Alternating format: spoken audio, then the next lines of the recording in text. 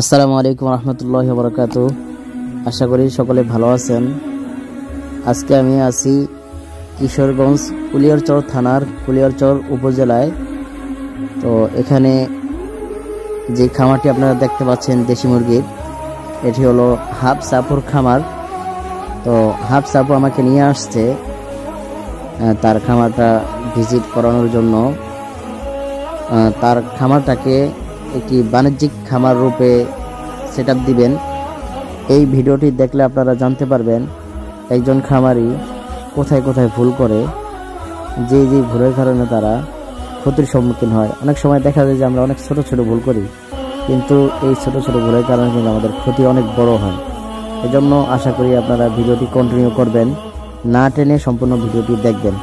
ইনশাল্লাহ আপনাদের অনেক উপকার হবে। আমরা মনে করি দেশি মুরগিতে কোনো লাভ নেই, কোনো প্রফিট নেই। আসলে আমাদের এই ধারণাটি ভুল। আমরা যদি সঠিক নিয়ম অনুযায়ী দেশি মুরগিকে লালন পালন করতে পারি এবং আমাদের মুরগির বাচ্চাগুলো যদি বোর্ডিং সঠিকভাবে হয়, সম্পূর্ণ নিয়মগুলো ফলো করে যদি করা হয় এবং অভিজ্ঞ খামারিদের পরামর্শ অনুযায়ী যদি আমরা আমাদের খামারকে পরিচালনা করি, তাহলে অবশ্যই এখান থেকে প্রফিট বের করা সম্ভব। আমাদের যদি 20টি দেশি মুরগির প্রেন্স থাকে, এই 20টি ডিম পাড়া দেশি মুরগিকে যদি আমরা কৃত্রিম প্রজনন করি, তাহলে অবশ্যই এখান থেকে মাসে কমপক্ষে 10,000 টাকা ইনকাম করা সম্ভব। আমরা নিয়ম জানি না তাই পারি না, যদি নিয়মগুলো জানি তাহলে অবশ্যই কিন্তু সম্ভব। আজকে আপু আমাকে এই খামারে নিয়ে আসছে। তো ইনশাল্লাহ আপনারা দেখবেন 5-6 মাস পর এই খামারের পরিস্থিতি কোন দিকে যায় দাঁড়ায়। ইনশাল্লাহ আপু এখান থেকে 20টি প্যারেন্টস রেখে সেই 20টি প্যারেন্টসকে কৃত্রিম প্রজনন করে মাসে কমপক্ষে 10,000 টাকা ইনকাম করবে ইনশাআল্লাহ। এখন হয়তো শীত, আপনার এই ওয়ালটা তো ভাঙা যদি সম্ভব না হয়, মাছা দিতে হবে। তখন কোন জায়গায় মাছা দিবেন? 1 বিঘ নিচে এখানে আপনি মাছা দিবেন। এখানে যখন মাছা দিবেন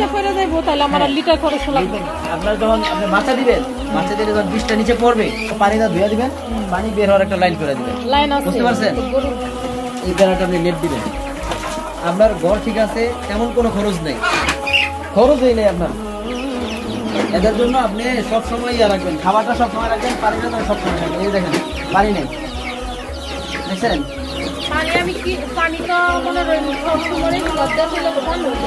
ঠান্ডা গরম পানি দেন না, গরম পানি দেওয়ার পর যদি ঠান্ডা হয়ে যায় তাহলে সমস্যা নেই। আর আপনি যে খাবারটা দেন, খাবারের যদি ঠিক আছে, হ্যাঁ ঠিক আছে, সুন্দর, খাবারটা সুন্দর, ইনশাআল্লাহ আপনাদের অবশ্যই প্রফিট করা সম্ভব। খামারি হইতে হইলে এই ফ্লোরটা শাখা দিতে হবে। কয়দিনে শাখা দিবেন বলেন তো? কয়দিনে শাখা দিবেন? আপনার মানে 12 থেকে 15 দিনের ভিতর ঠোঁট শেখা দিতে হয়।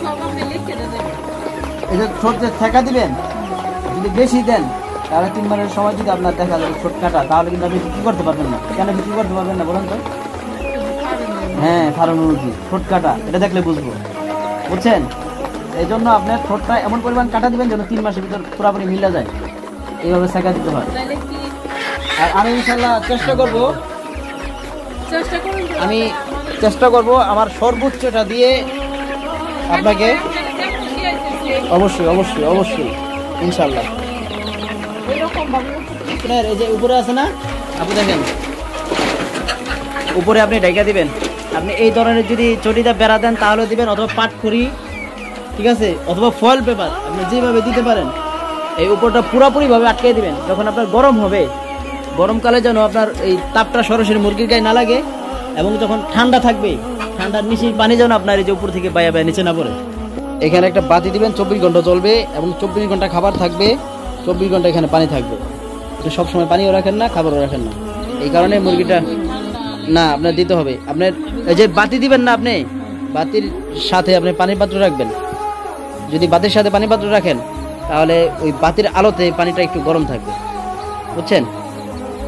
আমি দিয়ে রাখি না, আমি তো 24 ঘন্টা পানি দিয়ে রাখি। আমি এই হলো আপুর মেশিন ব্রঙ্কোবেট।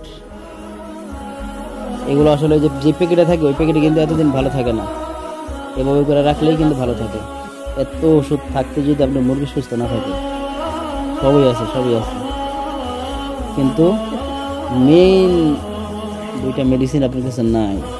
এখন আপনার যে এই দুইটা মেডিসিন নাই, এই দুইটা মেডিসিন সবচেয়ে দামি। একটা হলো ক্লোরফেনিকল, আরেকটা হলো আপনার টিলমাইকোচিন। এই দুইটা মেডিসিন আপনার লাগবে। জি, আপুকে নিয়ে আমি একটি পরিকল্পনা করেছি, আর এই পরিকল্পনা অনুযায়ী এই খামার চলবে। কারণ পরিকল্পনা ছাড়া কোনো খামারকে কিন্তু বাণিজ্যিক সেটআপ দেওয়া যায় না।